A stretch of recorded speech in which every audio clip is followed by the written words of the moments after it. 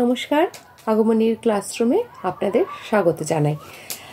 আজকের বিষয় হচ্ছে আদিবাসী মানুষ অর্থাৎ ট্রাইবাল পিপল। তো ট্রাইবাল পিপল হচ্ছে একটা পিছিয়ে পড়া সম্প্রদায়, যাকে বিভিন্নভাবে আমরা টেনে তোলার চেষ্টা করছি বা তাদের জীবনের উত্তরণের পথে সাহায্য করছি। এবার আসুন জেনে নিই যে বিভিন্ন ট্রাইবাল অ্যাক্ট বা বিভিন্ন পলিসি যেগুলো একদম ট্রাইবাল রিলেটেড, সেগুলো একটু জেনে নিই। আচ্ছা, জানার আগে একটা কথা বলি। আপনাদের মনে হচ্ছে না কেন আমি পর এই ট্রাইবাল অ্যাক্ট, ফরেস্ট অ্যাক্ট, তারপরে ওয়াইল্ড লাইফ প্রোটেকশন অ্যাক্ট, খালি অ্যাক্ট নিয়ে কথা বলে যাচ্ছি হঠাৎ করে? এত আইনি কথা কেন বলছি মনে হচ্ছে? তো কি মনে হচ্ছে সেটা কমেন্ট বক্সে লিখে জানাবেন। আর এই প্রশ্নের উত্তরটা 26 তারিখ অনওয়ার্ডস আপনারা পেয়ে যাবেন, যে কেন এই অ্যাক্টগুলো নিয়ে এত আলোচনা করছি, সেটার প্রয়োজনীয়তা কি, সেই উত্তরগুলো 26 তারিখ অনওয়ার্ডস আপনারা পেয়ে যাবেন। তো চলে আসি এবার সোজাসুজি অ্যাক্টের কথা। আচ্ছা,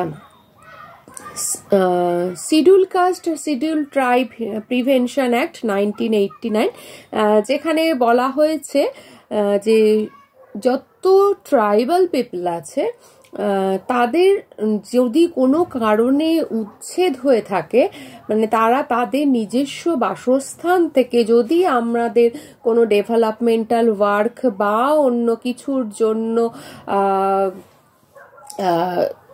উচ্ছেদ হয়ে থাকেন তারা নিজেদের জায়গা থেকে, তো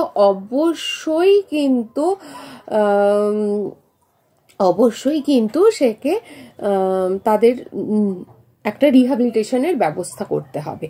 ঠিক আছে? অর্থাৎ যত তাড়াতাড়ি সম্ভব তাদের পুনর্বাসনের ব্যবস্থা করতে হবে। নেক্সট চলে আসি ফরেস্ট রাইট অ্যাক্ট 2006। সেখানে কি বলা হয়েছে যে যত গরিব থেকে গরিবতম, গরিব থেকে, আবারও বলছি, গরিব থেকে গরিবতম, একদম এই ভাষায় মেনশন করা আছে যে পোরেস্ট অফ দ্য পোর, তো তাদের আগে ব্যবস্থা করতে হবে। তাদের যত তাড়াতাড়ি সম্ভব সমস্ত সুযোগ সুবিধা দিয়ে, শিক্ষা, স্বাস্থ্য, এই সমস্ত বিষয়গুলো দিয়ে তাদের যে জমি জঙ্গলের ওপর তাদের যে অধিকার, সেই অধিকার স্থাপন করে তাদের জীবনের মান কিন্তু বাড়িয়ে দিতে হবে। নেক্সট আসি কনস্টিটিউশন অ্যাক্ট 2003-তে, যেখানে 89তম সংশোধনী আইনে বলা হয়েছে যে ট্রাইবাল কমিউনিটিসদের অগ্রাধিকার দেওয়ার কথা। অর্থাৎ কি না, যে সমস্ত ট্রাইবাল মানুষ এখনো তাদের নিজস্ব জায়গায়, যারা তাদের নিজস্ব জায়গা ছেড়ে শহরাঞ্চলে চলে গেছে, অন্যান্য ক্ষেত্রে বিভিন্ন কাজে বিভিন্নভাবে রোজগার করছে, তারা তো একরকম, কিন্তু যারা এখনো জঙ্গলকে আঁকড়ে বাঁচছেন তাদের কিন্তু জীবনের আশু পরিবর্তন করা দরকার। অর্থাৎ যত তাড়াতাড়ি সম্ভব তাদের ইমপ্রুভমেন্ট করতে হবে। নেক্সট হচ্ছে যে আর্টিকেল 342তে কিন্তু একইভাবে সংবিধানের যে তাদের ডেভেলপমেন্টের কথা বলা হয়েছে। নেক্সট আসি যে development action plan for scheduled tribes. এখানে কি বলা হয়েছে? এখানে বলা হয়েছে যে তাদের জন্য, অর্থাৎ সারা দেশের আদিবাসী মানুষের জন্য আগে খরচের জন্য টাকা বরাদ্দ ছিল 25,000 কোটি টাকা, কিন্তু এখন সেটাকে তাদের উন্নতির জন্য বাড়িয়ে করা হয়েছে 1.2 লাখ ক্রোড়, অর্থাৎ 1.2 লক্ষ লক্ষ কোটি টাকা তাদের জন্য বাৎসরিক বরাদ্দ করা হয়েছে তাদের ইমপ্রুভমেন্টের জন্য, সেটা যে ক্ষেত্রেই হোক, শিক্ষাক্ষেত্রে হোক, হেলথ ইস্যু হোক, তাদের রিহ্যাবিলিটেশন হোক, অর্থাৎ তাদের জন্য এই এতগুলো টাকা বরাদ্দ করা হয়েছে।